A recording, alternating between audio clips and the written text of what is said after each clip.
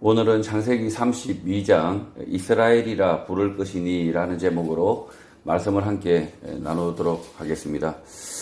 야곱과 라반은 길르앗 산에서 언약을 맺고 20년 함께 했던 긴 동업관계를 청산하게 됩니다. 라반의 조건은 야곱의 것은 모두 야곱의 것이 되고 야곱이 함께 세운 돌무더기를 넘어와 해하지 않는 조건입니다. 오늘날로 치면 재벌회사 재산 분쟁의 결말인데 서로 분리 독립하는 것입니다. 야곱은 외삼촌 라반의 보수에 대한 잦은 조건 변경에도 불구하고 외삼촌 라반을 속여 훔치지 않았고 이런 야곱을 하나님은 지켜 보호하신 것입니다. 야곱의 몫은 하나님이 직접 간섭하여 라반으로부터 구원하셨다, 되찾아 주셨다는 것입니다. 하나님께서 야곱의 믿음과 성실함에 응답하신 것입니다. 1절 야곱이 길을 가는데 하나님의 사자들이 그를 만났다고 합니다. 히브리어 말라크는 보내진 자, 하나님의 사자, 천사를 뜻하는 단어입니다. 구약 성경 말라기가 같은 말에서 가져온 것입니다. 야곱이 길을 가다 하나님의 사자들을 만났다, 메신저 천사들을 만났다고 합니다. 부족 국가 시대의 유목민들이 이동을 하다 사람들과 마주치는 일은 흔한 일이 아닙니다. 오늘처럼 80억 인구가 사는 것이 아니기 때문에 길을 가다 마주치는 것도 흔하게 있지 않은 것입니다. 2절 야곱이 그들을 볼 때 이르기를 이는 하나님의 군대라 하고 그 땅 이름을 마하나임이라고 불렀다고 합니다. 히브리어 마하나임은 히브리어 마하네, 진영, 막사를 뜻하는 단어와 히브리어 엘로힘, 하나님을 뜻하는 단어를 합한 것으로 하나님의 군대, 하나님의 진영으로 번역할 수 있습니다. 야곱이 길을 가다가 하나님의 사자, 믿음의 사람을 만났던 것 같습니다. 야곱과 하나님의 사자가 대화를 주고받던 가운데 야곱이 깨닫게 됩니다. 야곱 자신들의 보잘것없는 천막, 진영이 하나님의 군대 같다 자각을 한 것입니다. 자기와 함께한 많은 사람들과 장막들이 하나님의 군대, 진영으로 깨닫게 된 것입니다. 이 하나님의 군대가 누구를 지칭하는 거냐 하면 실제로는 자신과 함께 이렇게 장막을 치고 있는 우리가 하나님의 장막이다, 우리가 하나님의 군대다라는 것을 깨닫게 되었다는 거죠. 히브리어 세는 이것이라는 뜻의 단어이고 히브리어 하우는 그 장소를 가리키는 단어들입니다. 하나님의 군대, 하나님의 진영이라고 지칭한 것은 자신들에게 찾아온 사자들이 군대처럼 많아서 그렇게 부른 것이 아니라 그 사자들과 대화하는 가운데 자신의 진영이 하나님의 진영, 군대라는 사실을 깨달은 것입니다. 야곱이 브엘사바로 이동할 당시 야곱 가족 위에도 믿음의 사람, 하나님의 사람들이 많이 살았습니다. 성경에 모두 기록하고 있지 않지만 노아의 후손들 가운데 하나님의 말씀 아래 경건한 믿음 생활을 하는 가족이 있었던 것입니다. 그래서 야곱이 만난 하나님의 사자는 이런 가족의 일원일 수 있습니다. 그들이 전해준 악한 부족과 싸워 이긴 이야기, 물리친 이야기를 듣고 야곱 자신의 가족들도 불의와 맞서 싸워야 한다는 자각이 생겨났을 수 있는 것입니다. 야곱이 깨달았듯이 이 땅에서 전쟁은 불가피합니다. 하나님의 말씀 진리대로 살리면 결국 거짓과 맞서 싸울 수밖에 없습니다. 그러니 야곱 자신이 야곱의 장막이 곧 하나님의 군대, 하나님의 진영이라는 사실을 자각한 것입니다. 전쟁터에서 사람을 죽이는 것은 잔혹한 일입니다. 그러나 악한 사람들이 일어나 죄 없는 사람, 무고한 사람들을 죽이려고 달려들 때 무기력하게 지켜만 보는 것은 마귀의 자식들이나 할 행동이고 하나님의 자녀라면 용감히 맞서 싸워야 하는 것입니다. 사람은 이 땅에서 태어나고 반드시 죽습니다. 자신에게 주어진 삶을 살다 죽는 것이 사람입니다. 그러니 불의한 자들이 악을 행하다가 의인들의 칼에 죽임을 당하여 불의가 멈추는 것은 정의로운 일입니다. 하나님의 군대, 하나님의 진영의 사람이라면 악인의 죽음에 대하여 조금도 불쌍하게 여길 이유가 없는 것입니다.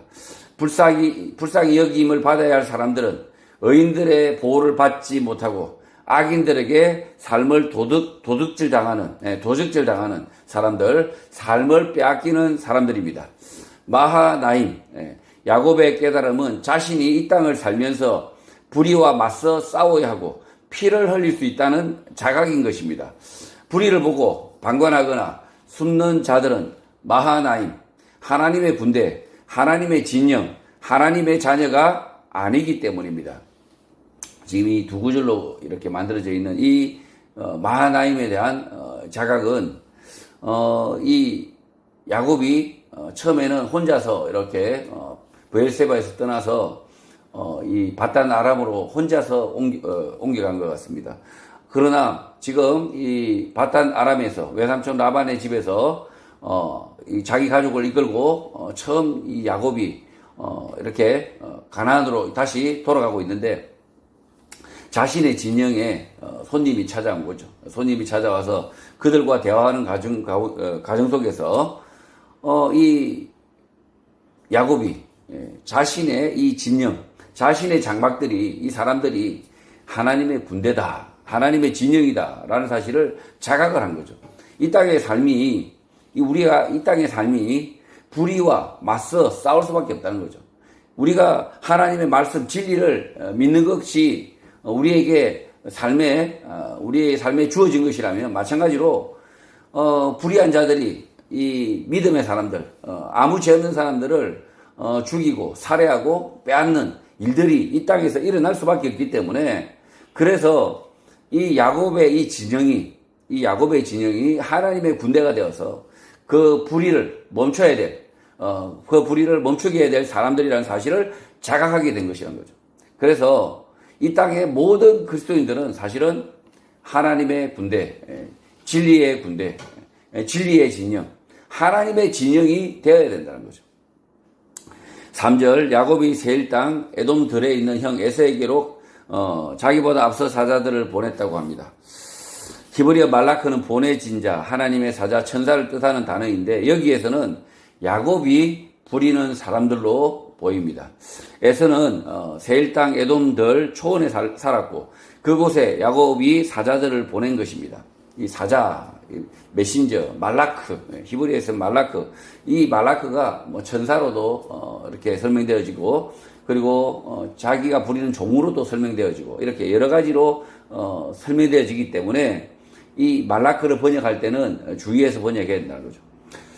에돔 세일은 현재 요르단 남서부와 이스라엘 남부에 걸쳐 있는 지역으로 사해 남쪽과 아카바만 사이의 산악지대입니다. 에서는 아버지 이삭이 머물고 있는 가나안 브엘세바를 떠나 동남쪽으로 이동을 하였고, 에서의 후손들이 세운 부족 국가가 에돔, 그곳 산의 이름을 세일산으로 부른 것입니다. 지도를 이렇게 참조하시면 되고요. 에돔 위치에. 4절, 그들에게 명령하여 이르되 너희는 내 주 에서에게 이같이 말하라. 주의 종 야곱이 이같이 말하기를 내가 라반과 함께 거류하며 지금까지 머물러 있었다고 전하라고 합니다. 히브리어 짜바는 지시하다, 명령하다는 뜻의 단어이고, 히브리어 에베드는 종, 노예 또는 자신을 낮추어 말할 때 쓰는 단어이고, 히브리어 아하르는 뒤떨어지다, 지체하다는 뜻의 단어입니다. 야곱은 자신이 부리는 사람, 종들에게 에서를 만날 경우 말할 내용을 지시합니다. 주인 에서를 만나면 이렇게 말하라라는 것입니다. 종 야곱은 라반 아래에서 지금까지 지체했다라는 것입니다. 바단 아람에서 곧장 돌아올 수 있었는데 오지 못했다. 사정이 생겨서 지체했다는 것입니다. 이 말은 야곱의 고민을 담고 있습니다. 자신의 쌍둥이 형 에서가 자신을 죽이려고 하여 어쩔 수 없이 아버지 이삭이 살고 있는 곳에서 바단 아람으로 피신했고, 에서의 마음이 바뀔 때까지 일부러 그곳에 머문 것입니다.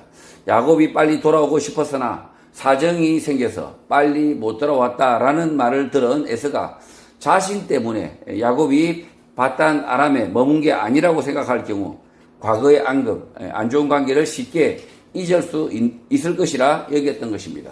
지금 20년이 지났습니다. 이 야곱이 돌아오지 않았는데, 금방 한 3개월 길이면 돌아올 길이인데, 돌아오지 않고 20년을 그 바단 아람에 머물게 되는데, 이것이 이 에서에게도 이렇게 마음의 짐이 될 수 있다는 거죠.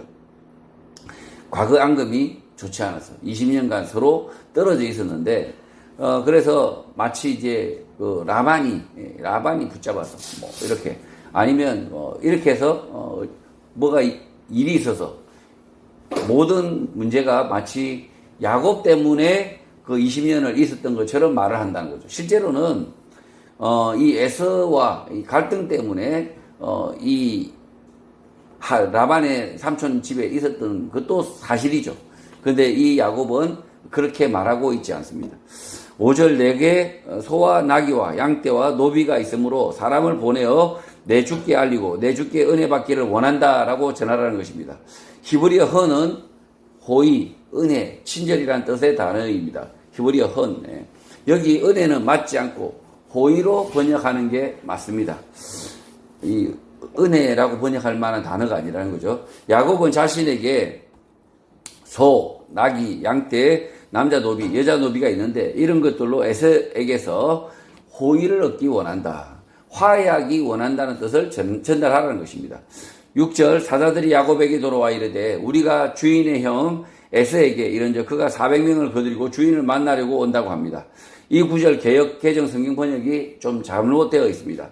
히브리어 원문에는 야곱의 종들이 에서를 만나기 위해서 가다가 우연히 만났는데 에서가 400명의 남자들과 함께 있었다라고 말하는 장면입니다. 히브리어 원문에서 히브리어 키르아는 만남, 마주침을 뜻하는 단어입니다.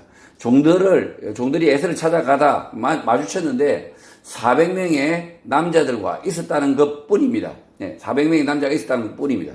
에서가 야곱을 만나러 온다라는 뜻의 단어 문장이 없는 것입니다. 지금 이 에서가 야곱을 만나러 온다, 뭐 이런 문장은 없다는 거죠. 그러나 야곱이 내려오고 있다 이 소식을 들으면 어떻게 되겠습니까? 에서가 참 마중을 오겠죠. 그 두 친형제가 서로 끌끄러운 관계가 아니라면 서로 빨리 만나보자 이렇게 마중을 올 수도 있죠. 자, 그런데 어쨌든 이 본문에서는 에서가 야곱을 만나러 온다라는 것은 없습니다. 그냥 400명의 남자들이 있다 이것을 종들이 알려줬다는 거죠. 7절 야곱이 심히 두렵고 답답하여 자기와 함께한 동행자와 양과 소와 낙타를 두 떼로 나누게 됩니다. 이 야곱은 이 에서가 400명의 자기 에서의 진영에 400명의 남자가 있다는 이 소식만 듣고도 이렇게 답답함을 가지게 됩니다. 에서가 400명의 남자들을 거느리고 있다는 소식을 들은 야곱은 20년 전 에서가 자신을 죽이려고 한다는 말을 들었을 때 그때를 떠올리게 된 것입니다. 그래서 두려워하고 답답해하다가 자신과 함께하는 사람, 양, 소, 낙타를 분리하여 장막을 두 개로 나누게 됩니다. 8절 이르되 에서가 와서 한 떼를 치면 남은 한 떼는 피하겠다 말합니다. 야곱이 장막을 두 개로 나눈 이유는 에서가 와서 하나를 치면 하나는 도망가겠다라는 것입니다. 에서가 데리고 있는 400명의 남자들은 가병들인데 그들이 야곱을 칠까 두려워하고 있는 것입니다. 9절 야곱이 또 이르되 내 조부 아브라함의 하나님 내 아버지 이삭의 하나님 여호와여 주께서 전에 내게 명하시기를 내 고향 내 족속에게로 돌아가라 내가 내게 은혜를 베풀리라 하셨다고 합니다. 이 구절도 마찬가지 히브리어 원문과 뉘앙스가 다르게 번역되어 있습니다. 히브리어 야탑은 좋다, 잘되다, 은혜를 입다는 뜻의 단어입니다. 야곱이 조부 아브라함의 하나님, 이삭의 하나님, 아버지 이삭의 하나님 여호와께 말을 하였는데 자신이 친족들이 있는 땅으로 되돌아가는 것을 좋다, 선하다, 은혜를 입기를 원한다는 것입니다. 이 조상의 땅으로 가고자 한다는 사람은 야곱이었다는 거죠. 하나님이 그렇게 명령하신 게 아니고 내가 돌아가고 싶다라고 야곱이 기도했다는 거죠. 하나님이 야곱에게 돌아가라 명령하고 있는 것이 아니라 야곱이 브엘세바로 돌아가기를 원하는데 하나님이 좋게 기쁘게 여겨달라고 했다는 것입니다. 야곱은 눈에 질병이 생긴 아버지 이삭의 마음을 얻어 아버지의 일, 부족장의 일을 에서로부터 빼앗고 한동안 부족장으로 생활했으나 이 야곱이 부족장을 차지했죠. 에서가 야곱을 죽이려고 하자 도망치듯 빠져나왔던 것입니다. 과거 야곱은 시간이 많이 지나면서 형 에서와 원수가 된 상황을 하나님께서 바꿔달라 베델에서 서원하며 기도했었는데 그것을 회상하는 것입니다. 야곱이 부족장을 하고 에서가 그 밑에 부족장 밑에서 따르는 사람이 되다 보니까 그 형이 이 야곱을 따라야 했던 그 상황이 되다 보니까 많은 앙금 이렇게 원수가 된 상황이라는 거죠. 그것을 이 야곱은 베델에서 그것을 해결해달라, 바꿔달라 기도했다는 거죠. 10절 나는 주께서 주의 종에게 베푸신 모든 은총과 모든 진실하심을 조금도 감당할 수 없사오니 내가 내 지팡이만 가지고 이 요단을 건넜더니 지금은 2때나 이루었다고 합니다. 이 구절도 개역개정 성경번역과 히브리어 원문이 조금 다릅니다. 히브리어 카토는 작다, 작아지다 라는 뜻의 단어이고 마켈, 막대기, 어린 가지라는 뜻의 단어입니다. 히브리어 원문대로 직역을 하면 종에게 행한 모든 신실함 그리고 모든 친절함으로부터 작아졌고 막대기로 이 요단을 지났었는데 지금은 장막을 둘로 나누었다는 것입니다.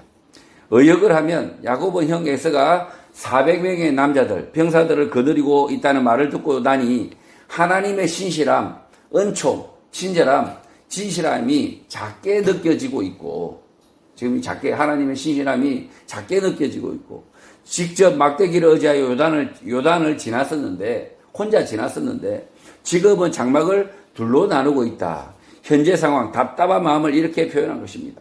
이 둘로 나누고 있다. 이게 뭐 때가 많다 이런 표현이 아니라 지금 둘로 나눠야 될 정도로 지금 답답하다는 거죠.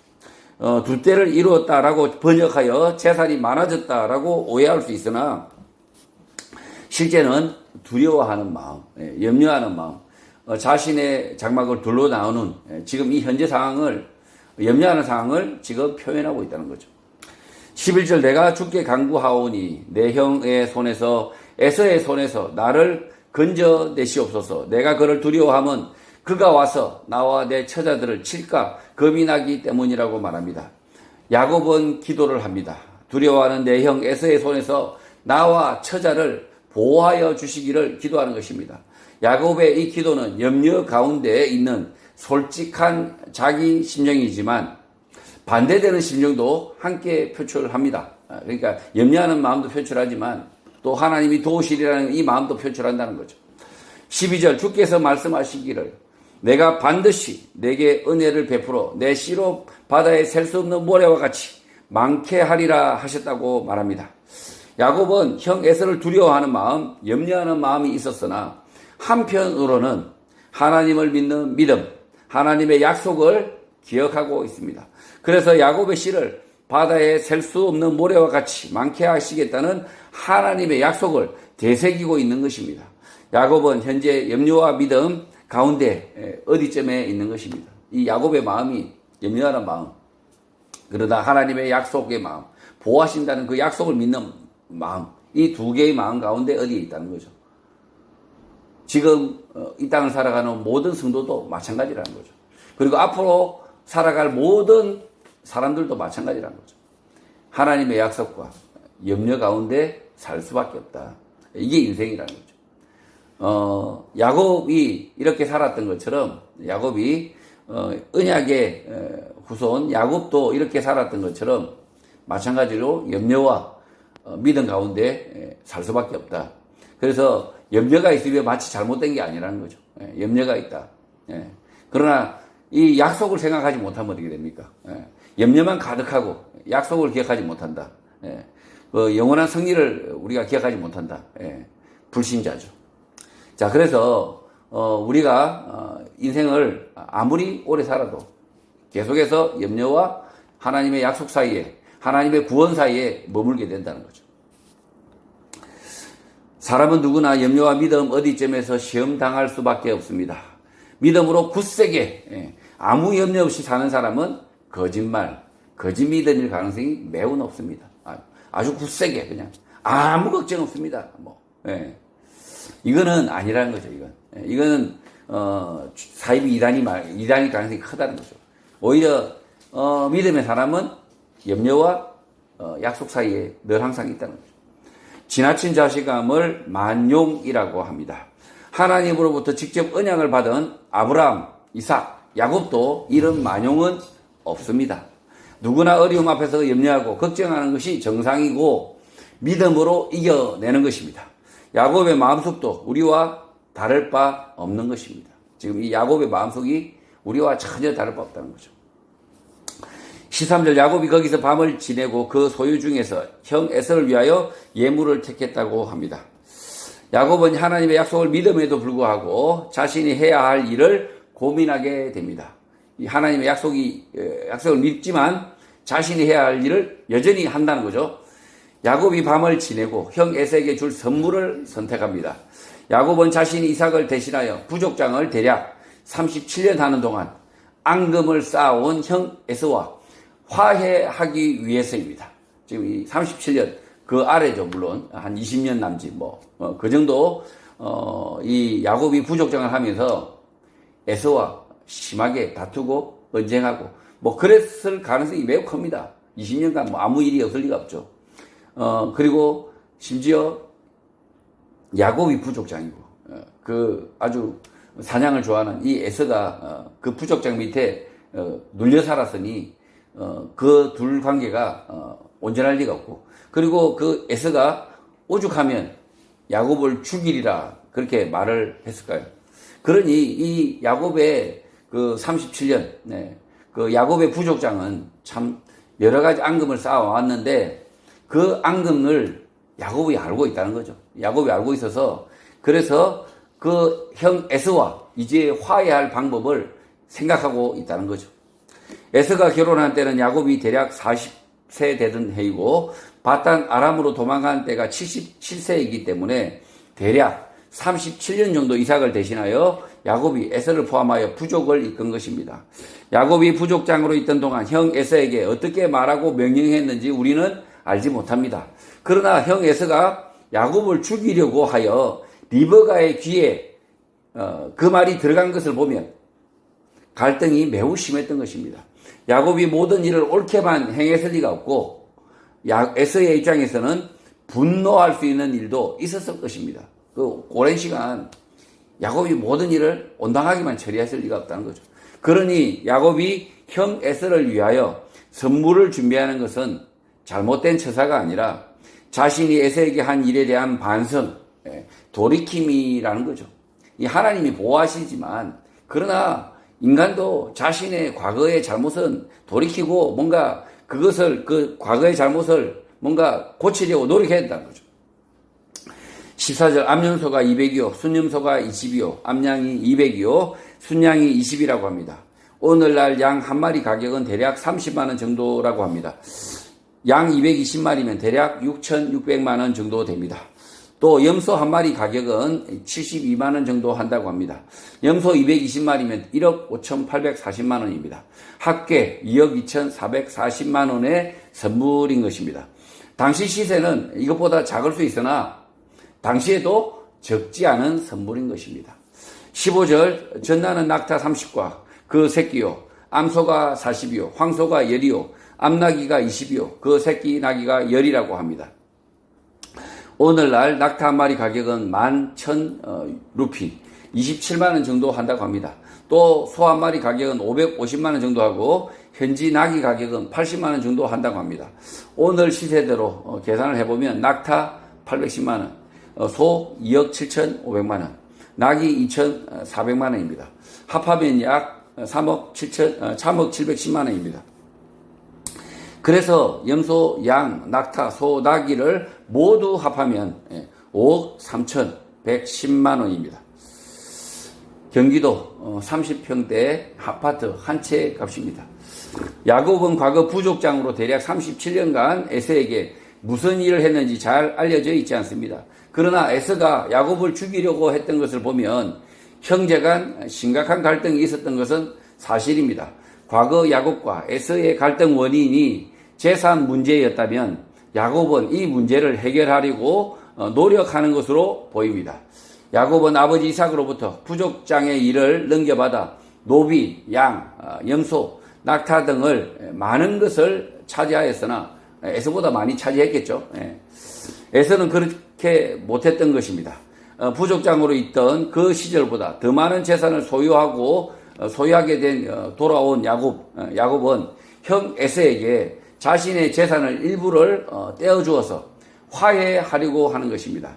과거의 형제간에 생겨난 문제들을 듣기 위하여 노력하는 야곱의 이런 태도는 잘못된 것이 아닙니다. 문제를 해결하려고 아무것도 노력하지 않는 것이 더 나쁜 것입니다. 지금 하나님께서 보호하신다, 하나님께서 알아서 하신다 하면서 아무것도 안 하는 게 더 나쁜 거라는 거죠, 사실은. 네, 더 나쁜 거다. 어떤 사람은 막 기도만 하면 다 해결됩니다 이러면서 기도만 열심히 하는 사람이 있죠. 아니, 자기의 돈을 써서 화해를 하고 뭔가 일을 해야 되는데 그런 일은 하지 않고 자신의 잘못된 것을 생각도 하지 않고 열심히 기도만 하고 주여 에서와의 그 관계를 회복시켜 주시옵소서. 회복 안 됩니다. 그렇게 하면 그건 기도도 아니라는 거죠. 그래서 자신의 문제를 해결하려고 자신의 문제도 생각해야 되고 그리고 그 일을 하려고 해야 된다는 거죠. 16절 그것을 각각 때로 나누어 종들의 손에 맡기고 그의 종에게 이르되 나보다 앞서 건너가서 각대로 거리를 두게 하라고 합니다. 야곱은 자신의 장막을 여러 때로 나누게 됩니다. 두 때에서 또 이제 여러 때로 나누죠. 여러 때로 나누어 각각 종들의 손에 맡기는데 자신보다 앞서 건너가서 때와 때 사이 간격 거리를 두라는 것입니다. 군대에서는 이런 전술을 축차 투입, 축차 공격이라고 합니다. 반대로 하는 것을 일괄 투입, 일시 투입입니다. 각각의 전술의 장단점이 있습니다. 적을 잘 알지 못하는 상태에서 일괄 투입을 하면 한 번에 모든 것을 이룰 수 있지만 반대로 한꺼번에 모든 전력을 집중적으로 쏟아부어서 이길 가능성을 높이게 됩니다.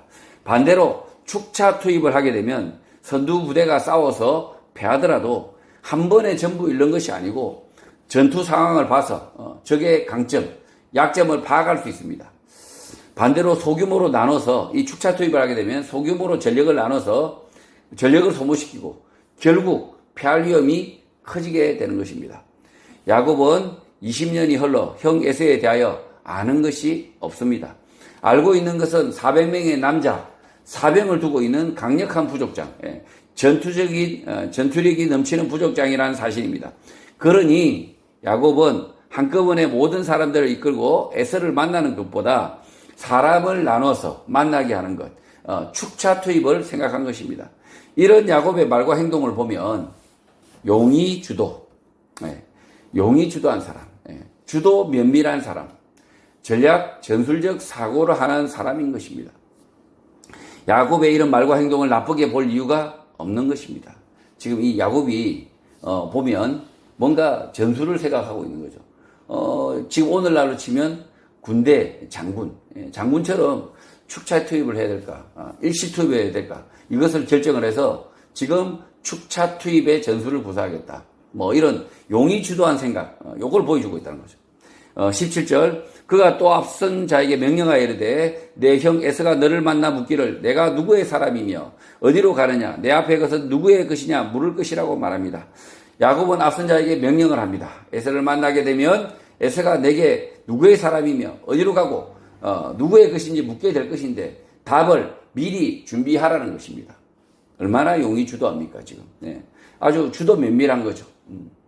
이 야곱이 심지어 물어볼 것을 다 예상을 하고 그 답까지도 지금 준비를 하고 있다. 그만큼 이 야곱이 굉장히 용이 주도한 사람이라는 거죠. 18절 대답하기를 주의 종 야곱의 것이요 자기 주 에세게로 보내는 예물이오며 야곱도 우리 뒤에 있나이다 라고 답하라는 것입니다. 주의 종 야곱 주 에서라고 번역을 하여 이상하다 여길 수 있는데 실제는 자신을 낮추어 부르는 말일 뿐 종이라는 뜻이 아니고 상대를 높여서 부르는 말일 뿐 주인이라는 뜻이 아닙니다.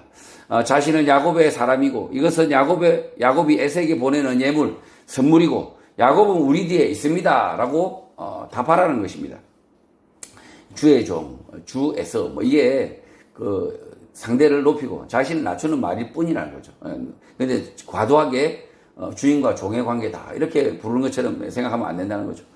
19절 그 둘째와 셋째와 각 때를 따라가는 자에게 명령하여 이르되 너희도 에서를 만나거든 곧 이같이 그에게 말하라고 합니다.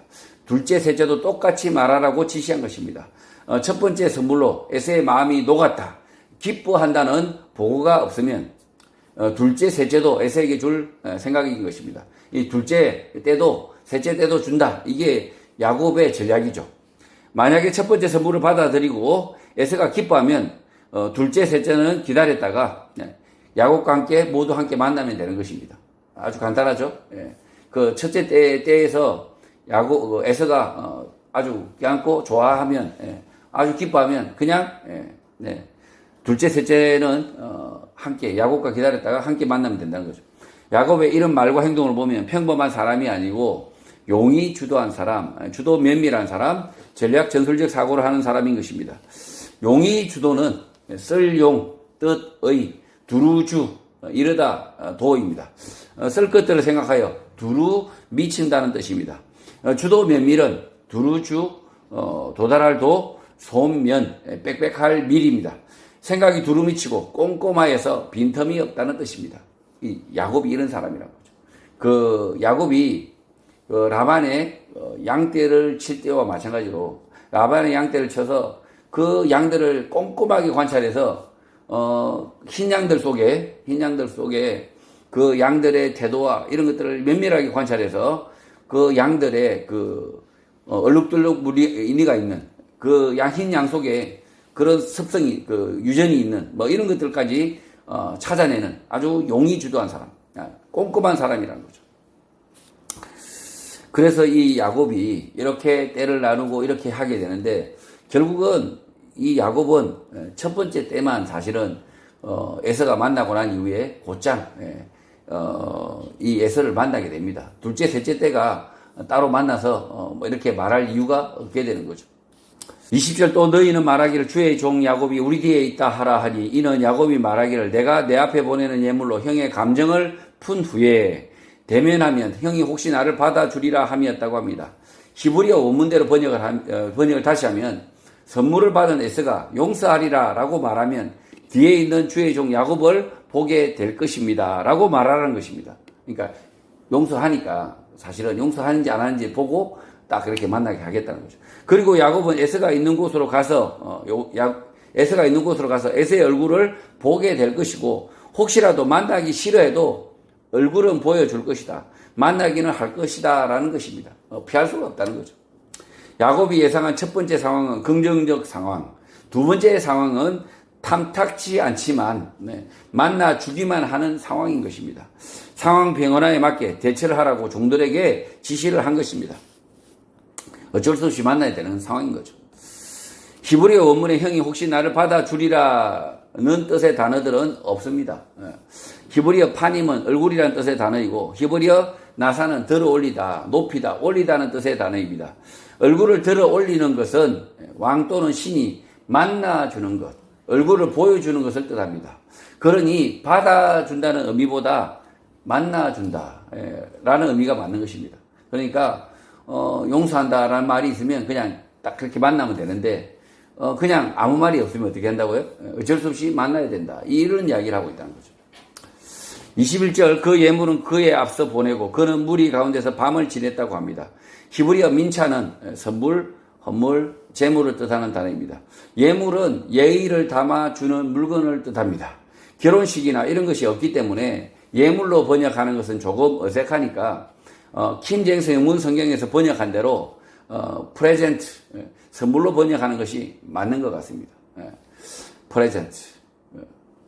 야곱은 선물들을 그에 앞서 보내고 그는 밤에 야행지 안에서 잤다는 것입니다. 앞에 보낸 것이 선물이라는 거죠.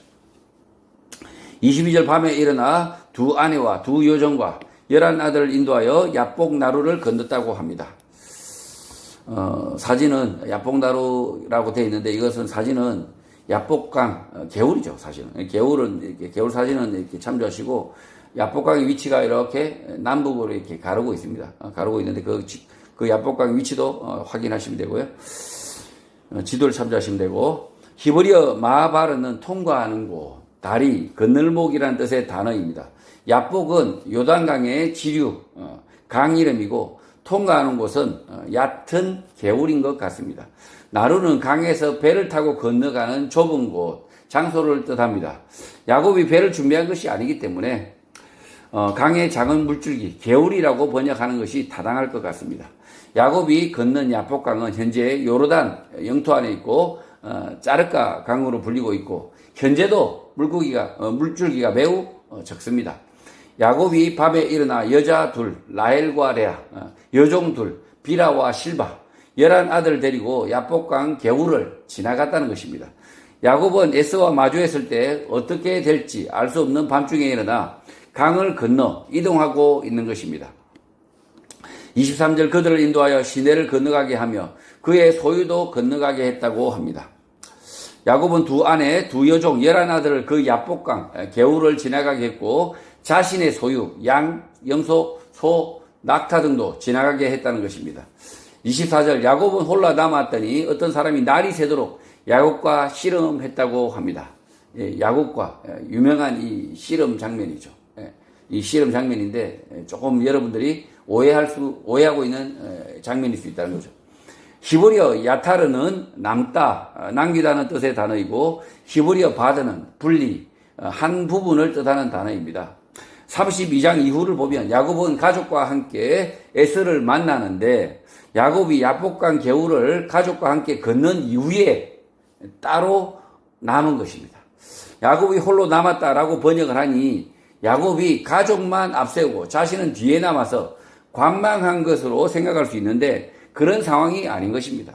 야곱이 야복강 개울을 밤에 가족과 함께 걷는 것은 복잡한 신경을 드러낸 것입니다. 이 밤에 이 야복강을 걷는 게 지금 이 야곱이 치사하게 자기의 가족과 이 두 부인과 이 두 여종 그리고 그 아들을 먼저 앞에 세워놓고 자기는 뒤에 강 뒤에 쳐져 있는 이런 것이 아니라 실제로는 야곱도 야복강을 다 건넜다 이 말이죠.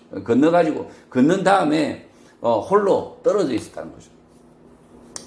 자, 그래서 지금 이 야곱이 밤에 야복강을 건너는 이 장면은 야곱의 이 복잡한 심경, 이거를 드러내는 그런 표현인 것 뿐이란 거죠.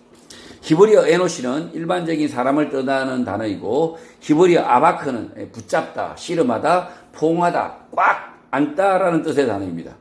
따로 떨어져 있던 야곱은 새벽, 아침이 될 때까지 어떤 사람을 꽉 안았다, 붙잡았다는 것입니다.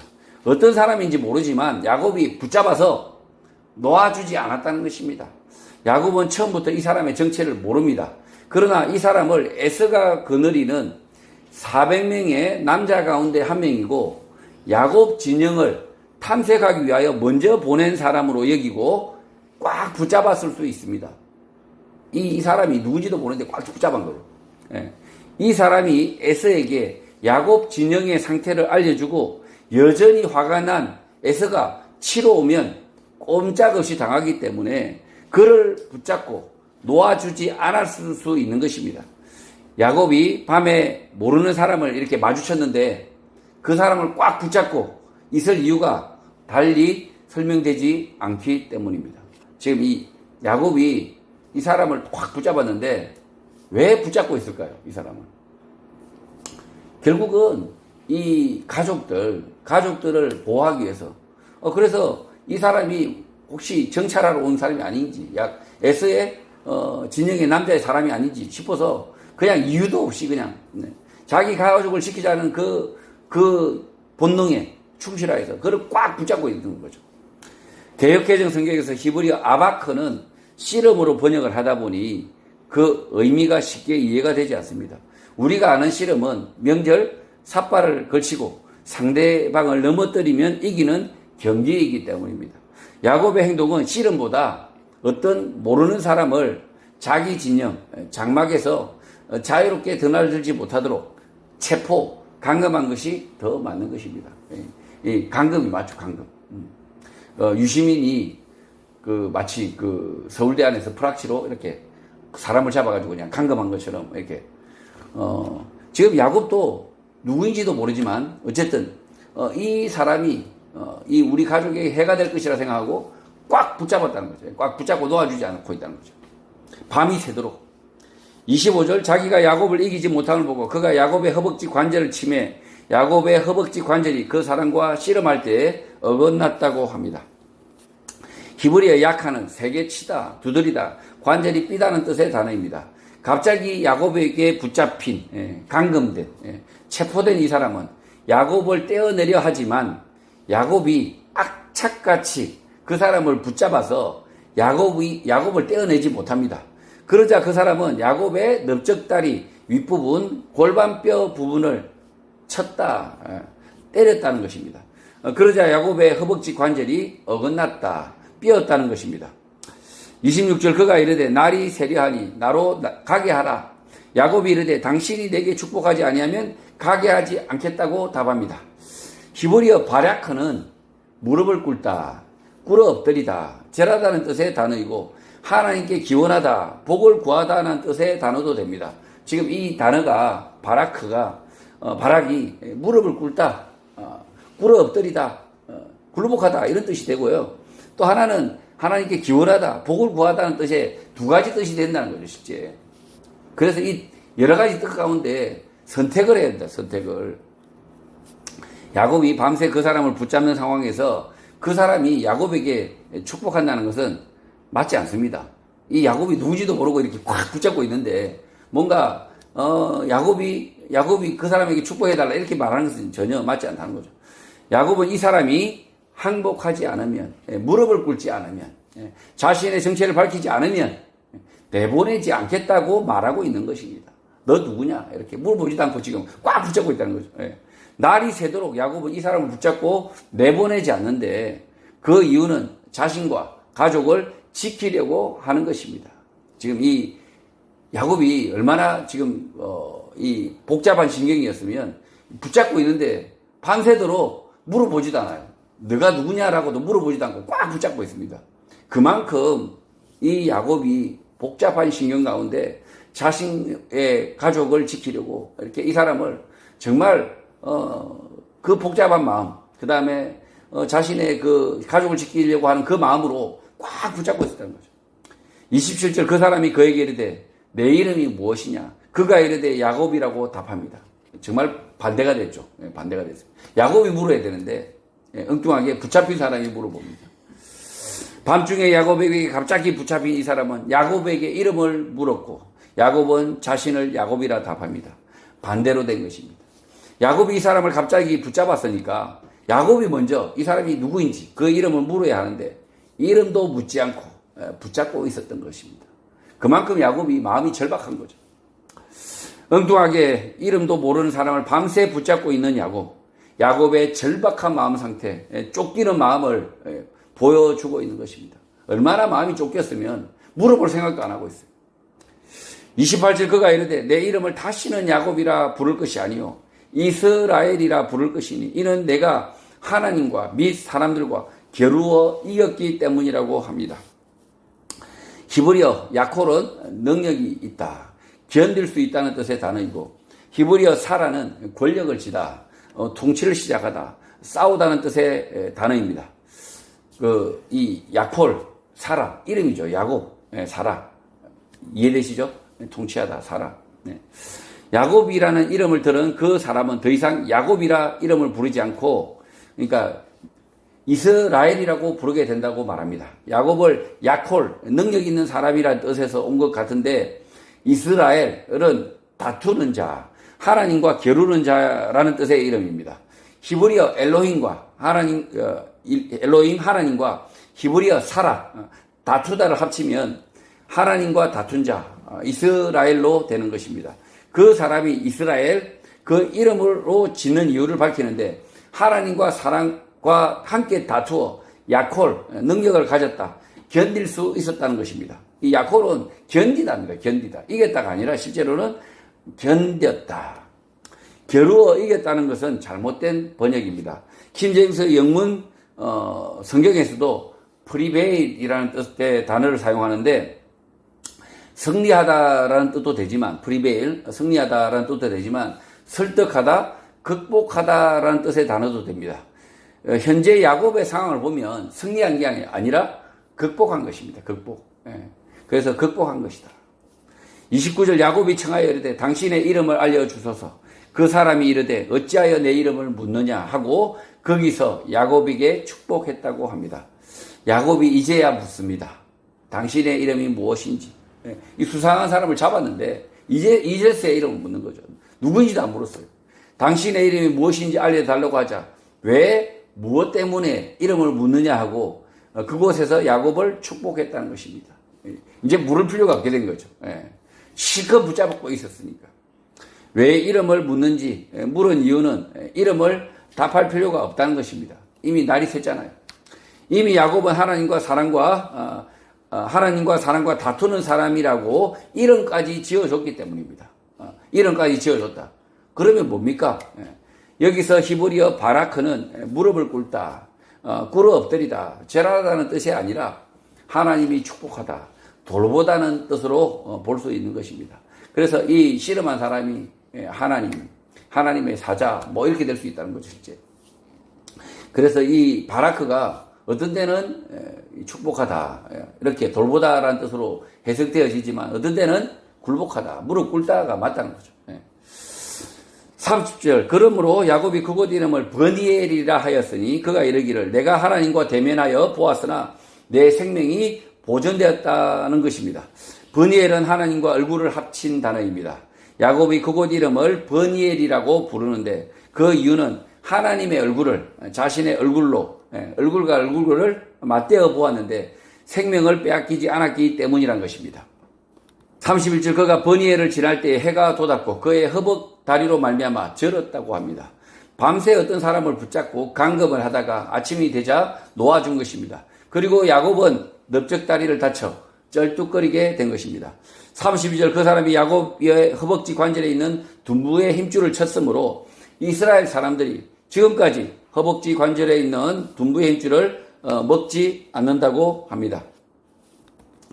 둔부의 힘줄은 오늘 사람들도 먹지 않습니다. 이스라엘 후손들이 둔부의 힘줄을 먹지 않는 이유는 야곱의 절박함, 야곱의 쫓기는 경험을 기억하기 때문입니다. 성도 여러분, 야곱은 자신의 일에 최선을 다했습니다. 절박하게 알지도 못하는 사람을 붙잡고 자신과 가족을 지키기 위하여 밤새 붙잡았던 것입니다. 그러나 그 사람은 야곱에게 하나님과 다투는 사람, 이스라엘이라는 이름을 주게 됩니다. 모든 사람은 자기에게 주어진 환경 가운데서 자신의 일에 최선을 다해야 합니다. 자신의 일에 최선을 다하는 그 사람의 모습을 보시고 하나님이 도우시는 것입니다. 그 최선을 다하는 일 가운데 하나님이 도우신다는 거죠. 염려와 걱정이 많은 세상이지만 그 염려와 걱정 속에 지지 않고 분투할 때 하나님이 도우시는 것입니다.